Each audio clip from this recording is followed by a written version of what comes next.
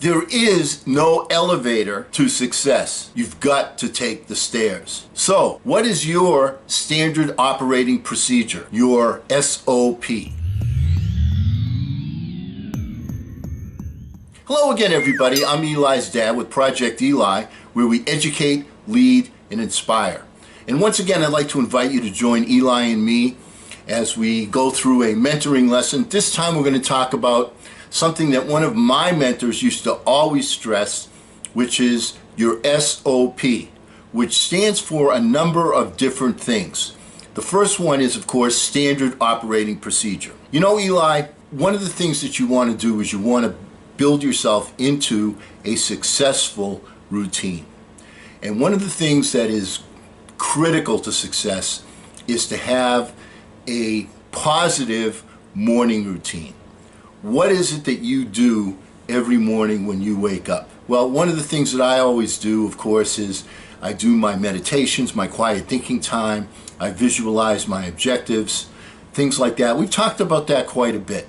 So I'm not going to spend a lot of time talking about morning routine today because we've spoken about that over and over and over and over again. But keep in mind, good idea to stay away from something that's going to kind of play with your mindset, also known as social media and what Joey and Freddie and Betty have done overnight, or what they're looking for, or their issues, their problems, or their great successes that have certainly been embellished.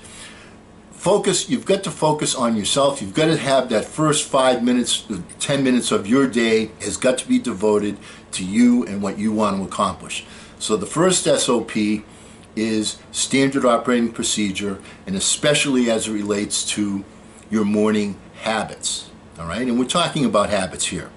Now, the second SOP that Mr. Anderson always used to talk about was significant other person. Eli, right now you're still a puppy and don't have a significant other person per se, but somewhere down the road you will. And that significant other person can be a make it or break it person as far as your success is concerned. It's very, very important to have somebody that supports what you do, because if you have, you know, that person, obviously that there's an emotional tie to your significant other person, and if that person is not on your team to help you to accomplish what it is you want to accomplish, then you're spending, you know, a great deal of your time focusing on a particular aspect and the rest of the time trying to convince somebody else that what you're doing is the right thing. You don't need that. So one of the things, and Mr. Anderson told me this, he said the big bosses, when we used to go on these trips with the big producers, you know, we'd go to Europe or we'd go to South America or we'd have a trip to Quebec, or, you know, that we had to qualify for, you had a certain amount of production. He told me that they were always looking, they wanted to talk to your significant other person to see what kind of support they're giving you. Also to talk to them, to help them give you some support.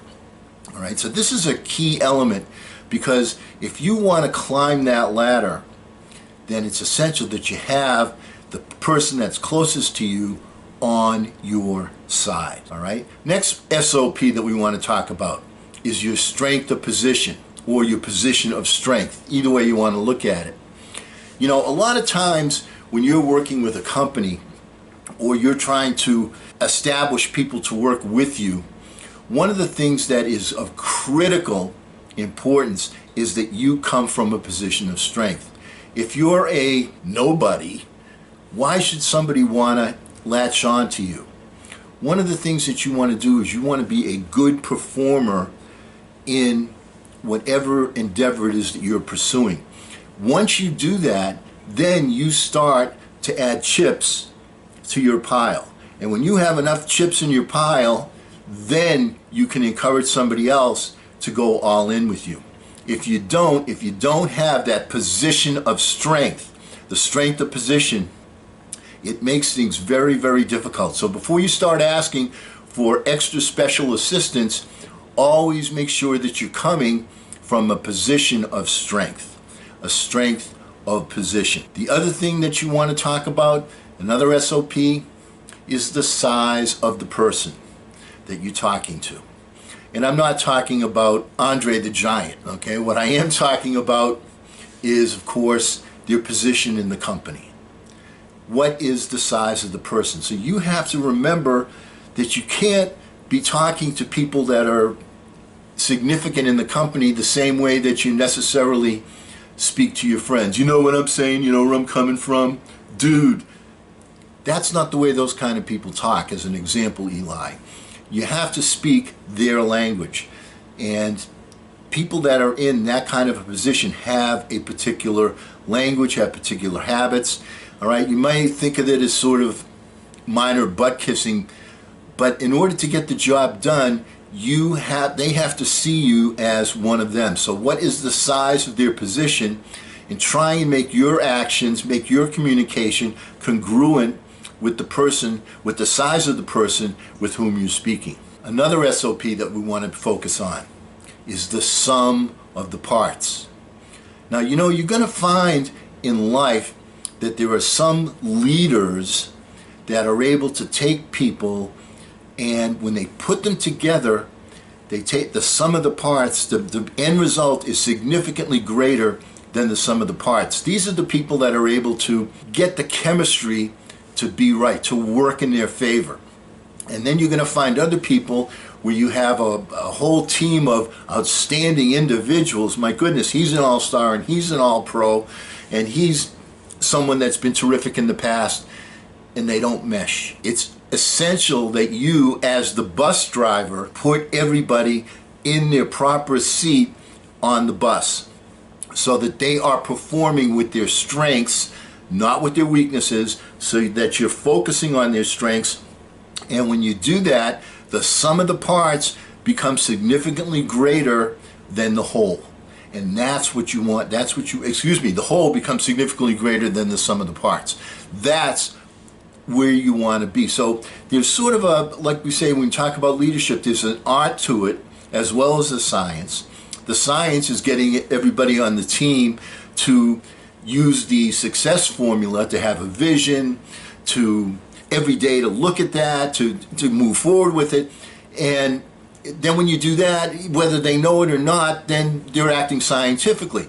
But above and beyond that, there's also the importance of the chemistry of the team, and that's when the whole will become greater than the sum of the parts when you do it correctly. One of the other things you have to do as a leader is to constantly measure your results. And sometimes when you measure your results, you've heard the expression, the best laid plans of mice and men need to be changed sometimes. Sometimes it becomes necessary to, another SOP, swallow one's pride. The idea, don't let pride get in the way of your pocketbook. If you're doing something and it's not working, change. Do something else. Come up with a new game plan. Come up with a new starting line. Go back to the success formula. You know, you got to swallow one's pride.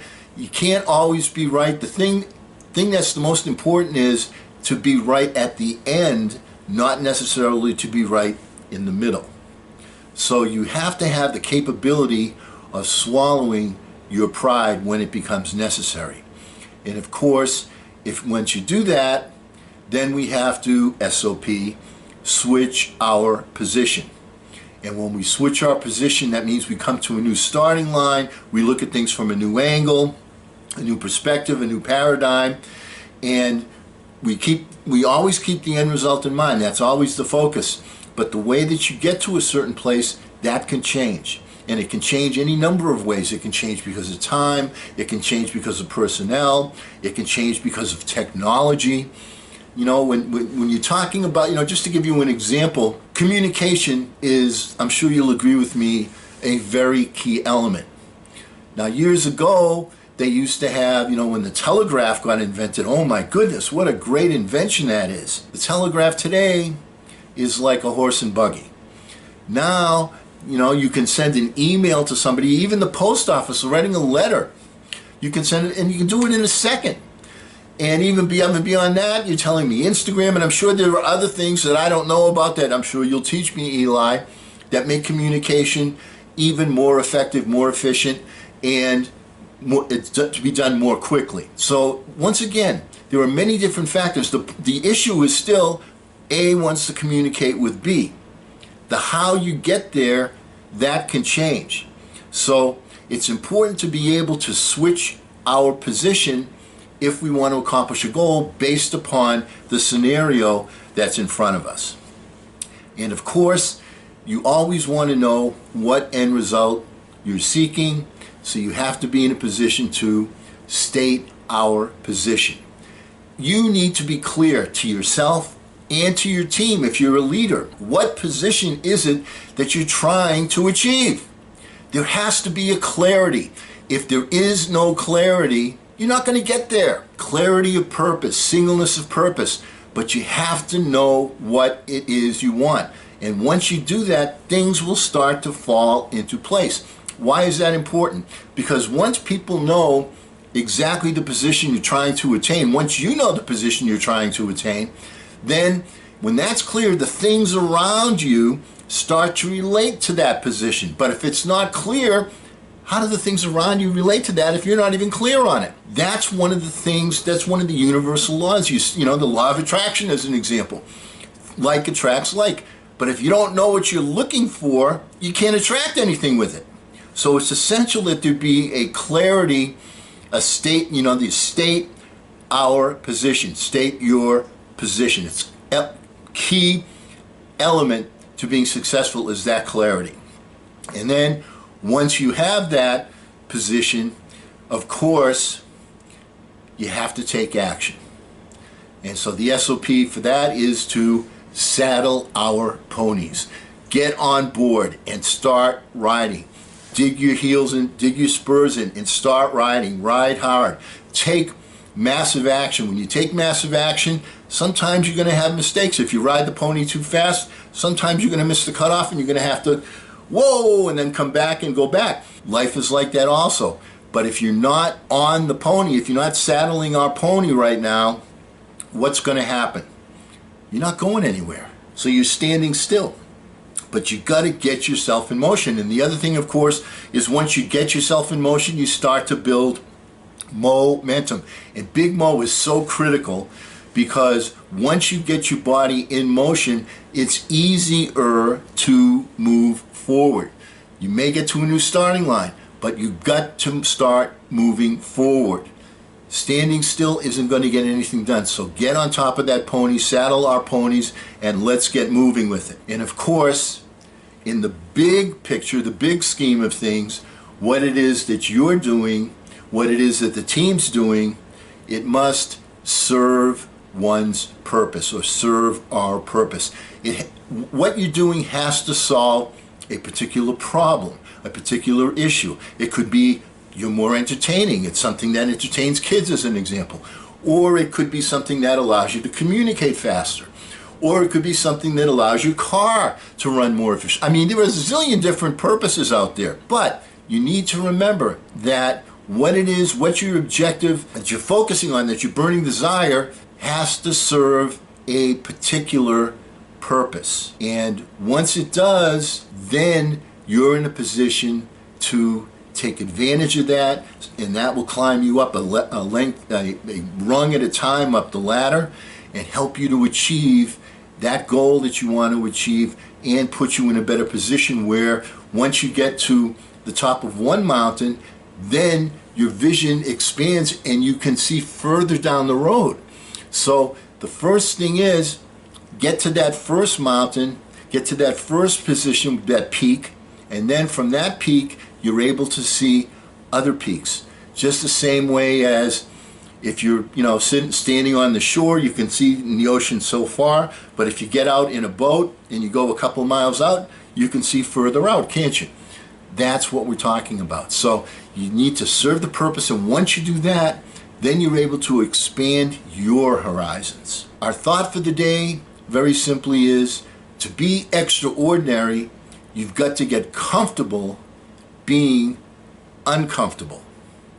So remember these SOPs: your significant other person, your strength of position, the size of the person you're talking to, the sum of the parts. Make sure that the whole is greater than the sum of the parts. Swallow our pride. Switch our position when it becomes necessary. state our position, make sure that there's a clarity of purpose, saddle our ponies, take action, and of course, serve one's purpose. And because we will never end a meeting on a philosophical note, our SOP is to get out there and charge! I'm Eli's dad.